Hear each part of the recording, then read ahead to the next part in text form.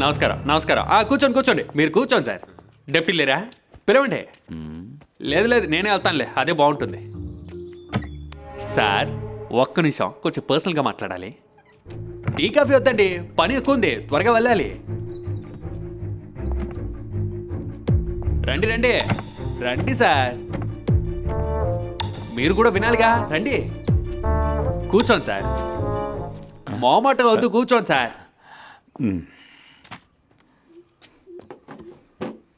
ఇంత తెలివిగా ఈ అడవి దున్న కేసుని ఎవరు రాశారో చెప్పండి సార్. అరే ఆలోచించకండి, ముందుకు రండి. భాస్కర్ అది అడవి దున్న చెవు వెనుక నుండి దొరికిన బుల్లెట్. రెండవ క్రిమినల్ అయిన బెన్నీ ఫ్రిడ్జ్ నుండి తీసిన దొన్న మాంసం. సరిగ్గా చెప్పానా?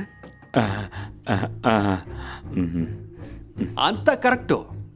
కానీ ఫారెన్సిక్ కి పంపించిన తర్వాత అది ఎలా ఇంట్లో పెంచుకునే ఒక మామూలు దున్న మాంసంలాగా మారిందో చెప్పండి. ఇదే నా ప్రశ్న. భాస్కర్ నేనేం చేయరు, వదిలిపెట్టేస్తారు. నేను అడిగాను మిమ్మల్ని, దీనికోసం ఎంత కష్టపడింది చెప్పండి. అర్ధరాత్రి కష్టపడి అడవి లోపలికి వెళ్తే చివరికి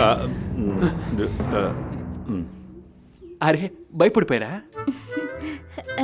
లేదు. భాస్కర్ ఎందుకే అలా చేస్తున్నావు? నీకు చెప్పింది ఏం అర్థం కాలేదా? నీకు కోర్టులో శిక్ష పడదంటున్నానుగా. ఎందుకో నాకు ఇండియన్ జ్యుడిషియరీ మీద, మీ ఫారెస్ట్ డిపార్ట్మెంట్ మీద మంచి మర్యాద ఉంది. అందుకే చెప్తున్నా, తిరునాళ్ళు అయిపోయాక రెండో రోజు భాస్కర్ మళ్ళీ వస్తాడు.